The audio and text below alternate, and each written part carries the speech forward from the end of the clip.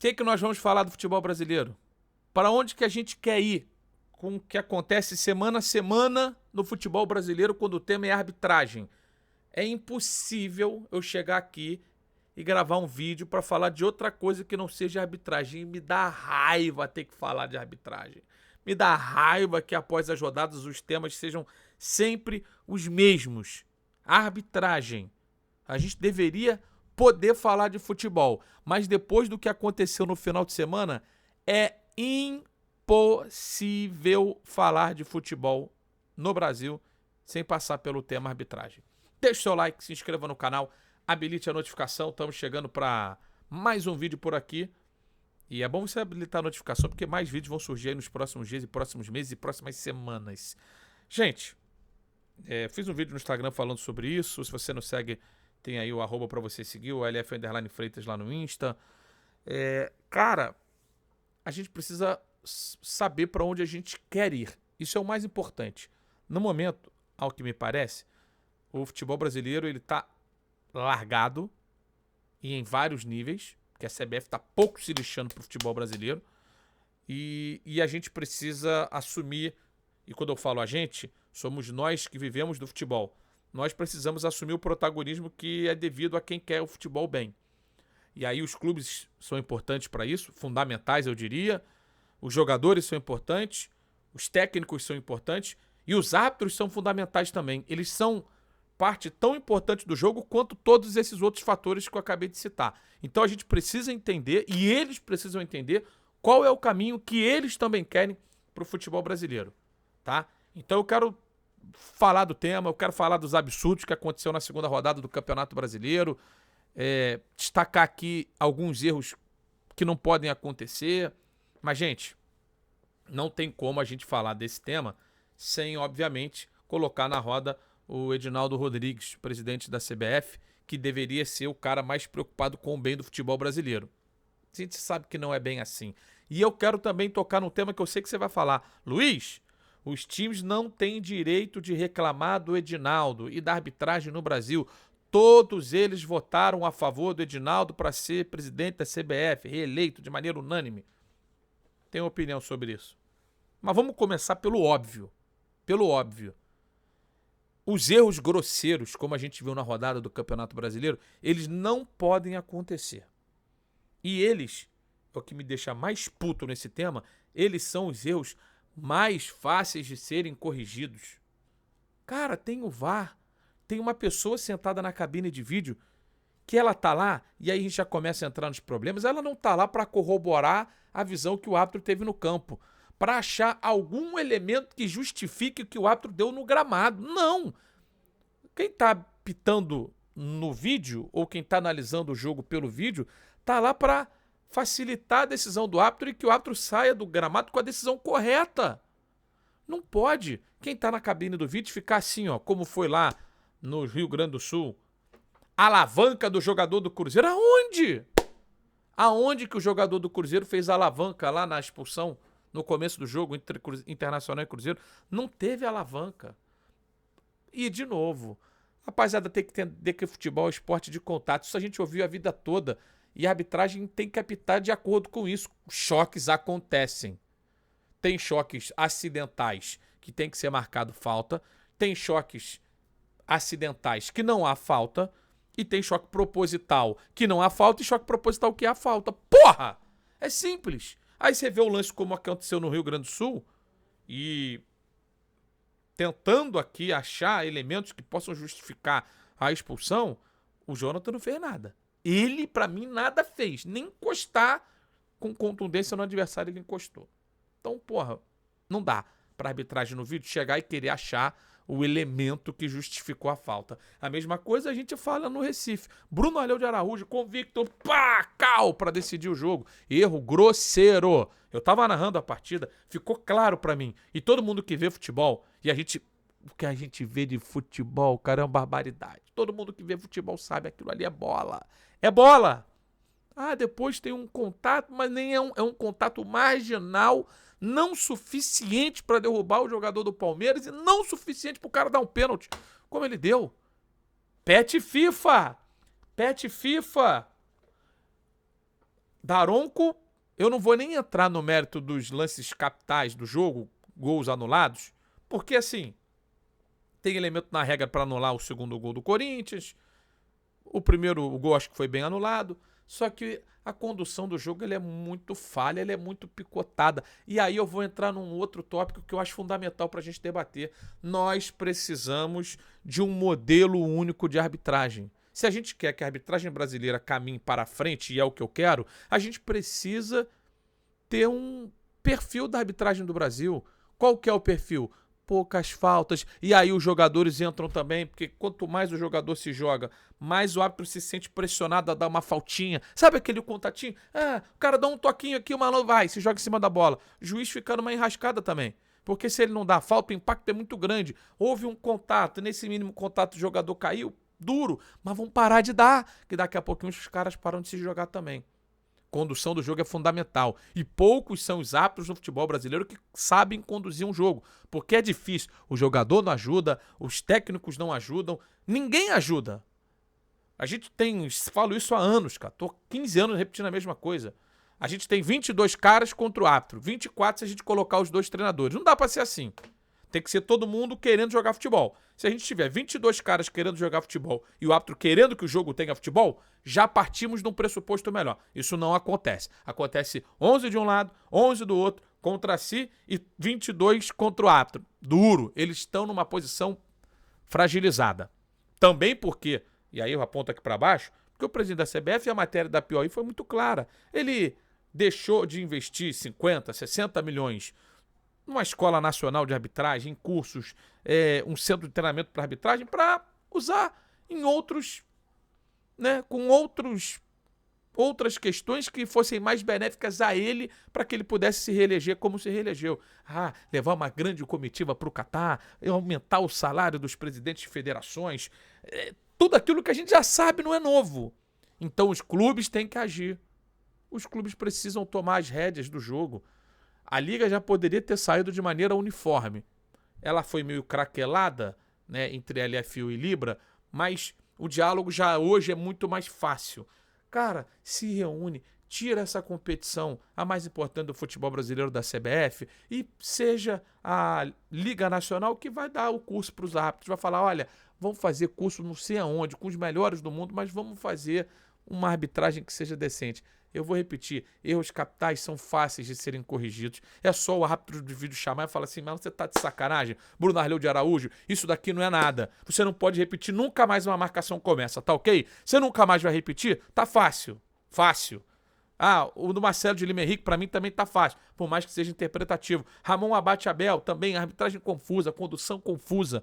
E eles aqui são os exemplos da rodada número 2. Tem toda a rodada juiz diferente fazendo arbitragem diferente. O jogador de futebol fica numa condição também de não saber como é que é cada um. Ele tem que, além disso, isso faz parte do jogo, estudar o árbitro faz parte do jogo, saber qual que é o estilo de condução do árbitro para poder jogar o futebol dele, porque não há uma uniformidade na maneira de se apitar no Brasil. Então são vários problemas, são várias camadas de um problema que passa pela CBF, por tudo isso que eu já acabei de citar, passa pelos clubes. E aí eu vou entrar no tema que vocês tanto devem estar comentando aí. Luiz, os clubes não podem reclamar. Os clubes votaram no Edinaldo. Cara, eu quero propor uma seguinte reflexão para todos vocês. Nós já sabíamos, todos sabíamos, quem é do futebol sabe, que as 27 federações iriam votar no Edinaldo. A partir desse momento que as 27 federações votam no Edinaldo, não há mais como tirá-lo da presidência da CBF. Ponto. Ele seria reeleito se os 40 clubes das séries A e B se reunissem e votassem contra o Edinaldo, ainda assim ele seria reeleito. E aí eu peço para que você tente se colocar no lugar do outro. A não ser que os 40 clubes votassem de maneira assim conjunta num candidato que nem existia porque não tinha concorrência, mas não votassem nulo, branco, lançassem uma chapa e uma candidatura, eles iriam perder. Tudo bem. Você não tem como prejudicar os 20 times da Série A e os 20 times da Série B, se todos votassem juntos. Coisa que nunca aconteceu e não aconteceria. Então vamos para um outro lado. Você fosse presidente do time, sabendo que o cara já está reeleito, você ia votar contra ele? Aí ia aparecer lá na lista: 39 times votaram a favor do Edinaldo. O seu time votou contra. Como você ia se sentir a cada erro de arbitragem? Eu aqui não quero colocar, e não vou fazer isso, em julgamento o caráter dos juízes, assim, não só o caráter, né? Como realmente, se eles estão apitando de má fé, se não estão. Para mim é o seguinte: eles erram como a gente erra. Quando eu erro, quando eu faço comentário. Quando o jogador erra, quando erra um passe de 2 metros. Porque tem jogador que erra passe de 2 metros também. Erro fácil. Tal qual o Atro tem um erro fácil. Acontece com todo mundo. E ninguém tá de sacanagem. Eles erram porque são levados a errar porque não tem o preparo devido. Eles erram porque, quando erram e são punidos, vão para uma geladeira, não tem a oportunidade de melhorar. O curso de reciclagem. Não adianta trazer Nicola Rizzoli, que apitou final de Copa do Mundo de 2014. Não adianta trazer Néstor Pitana, que apitou a final da Copa do Mundo de 2018. Não adianta trazer Sandro Meirahit, que apitou 2 Copas do Mundo, e formar essa comissão que vai analisar os lances da arbitragem a cada rodada. E aí, cara, desculpa, a gente tem que ter uma medida prática. Eu vou repetir: uma escola nacional de arbitragem que já existiu, que já existe. Cara, vamos trabalhar. Vamos trabalhar. O que aconteceu nessa segunda rodada foi das coisas mais tenebrosas que eu vi no futebol brasileiro. E eu já ia me esquecendo, deixa eu botar uma outra imagem na tela, de falar por um tema que pra mim foi... Cara, esse tema aqui é patético, cara. É patético. É uma coisa assim inacreditável. Juro, é inacreditável que a gente tenha a CBF gastando o tempinho precioso dela. Não vai ficar melhor das imagens, mas vocês vão entender. Pô, para determinar que esse tipo de situação seja punida com cartão amarelo. Pô, numa boa. Faz parte do jogo. Quem tem recurso usa, quem não tem bate palma, ou se descontrola, dá uma porrada e é expulso. Acabou. Gente, a CBF determinou que quem fizer isso que a gente está vendo na imagem, pisar em cima da bola com os 2 pés, tem que tomar cartão amarelo. Porra. Os caras odeiam futebol. O resumo é o seguinte: a CBF odeia futebol. Eles gostam de outra coisa, que a maioria das pessoas também gosta. Quem não quer ter um bom salário? Quem não quer ter uma empresa que tenha uma boa receita? Todo mundo quer. Mas eles não gostam de futebol. Isso pra mim tá claro a partir do instante que eles determinam que quem tem recurso vai ser punido. Quem tem qualidade vai ser punido. Então, quer dizer que se eu tô vencendo o jogo e quiser dar uma carretilha pra trás, pra provocar, eu não posso? Porque vai causar um alvoroço no jogo. Eu não posso dar uma caneta. Eu tô ganhando o jogo, eu quero dar elástico, eu quero dar caneta. Eu quero desrespeitar o adversário pra ele ficar irritado, me dar uma porrada e ser expulso. Eu não posso fazer? Com a bola nos pés? Não posso. É o que a CBF tá dizendo. Felipe Melo, ele foi perfeito na declaração dele. Ele disse: cara, é um absurdo. Se eu estivesse em campo, aspas do Felipe Melo, se eu estivesse em campo, talvez eu desse uma porrada no jogador. Faz parte. Tá lá o juiz pra punir, dar um vermelho. Pô, cara, numa boa. A gente não pode ser puritano e achar que um cara desse não vai tomar uma porrada. Vai tomar. Vai gerar uma confusão do jogo? Vai gerar. Cabe o juiz chegar e mostrar o cartão vermelho pra dar uma porrada. Cartão vermelho pra quem gerou uma outra confusão de sair no tapa. Agora, você não pode punir quem tá com uma bola de futebol tentando fazer graça. Não pode. Não pode. E isso foi na sexta para sábado. Isso para mim foi o cartão de visitas do que seria o final de semana no futebol brasileiro. Seria um final de semana pautado por decisões estapafúrdias de quem comanda o futebol, de quem não gosta de futebol, que se seguiu com arbitragens no mesmo tom, no mesmo nível do que a gente vê o comando da CBF fazer. Eu gostaria muito que eu pudesse vir aqui às segundas, às quintas, às sextas, qualquer dia que fosse, para falar de futebol. Adoraria. Só que é impossível É impossível falar de futebol depois do que aconteceu na segunda rodada. É impossível. Então vamos lá, gente. Vamos privilegiar o jogo. Vamos deixar que quem tem recurso use o recurso do jeito que quiser, podendo ser para provocar, podendo ser em direção ao gol, podendo ser em direção ao próprio gol, fazer o que quiser com a bola nos pés. Pouco importa. Futebol é isso. Futebol é recurso. Futebol é parte técnica. Aí quando o assunto for arbitragem, vamos ter um jeito padrão de comandar os jogos. Vamos deixar o jogo acontecer. Vamos parar de dar qualquer faltinha. Vamos parar de dar qualquer faltinha.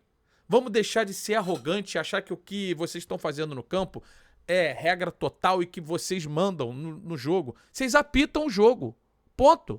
A arbitragem apita, jogador joga. Tem que ter diálogo. Não vamos querer ser o protagonista do espetáculo. O árbitro, se ninguém soubesse o nome, seria maravilhoso. Mas no Brasil a gente sabe o nome de todos. Nome de todo, nome, sobrenome, qual jogo apitou, porque a cagada é generalizada.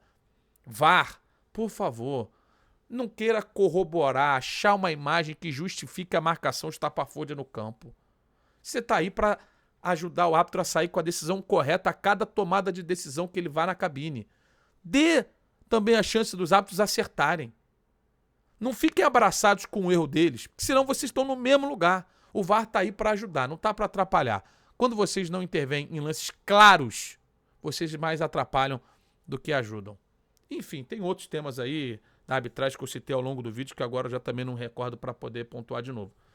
O vídeo ficou até mais longo do que eu queria, mas é um desabafo de quem ama futebol, de quem quer ver o futebol brasileiro florescendo, quer ver bons jogos, mas por N fatores, a gente rodada após rodada vem aqui para falar de arbitragem. Deixa o like, se inscreva no canal, habilite a notificação e até a próxima.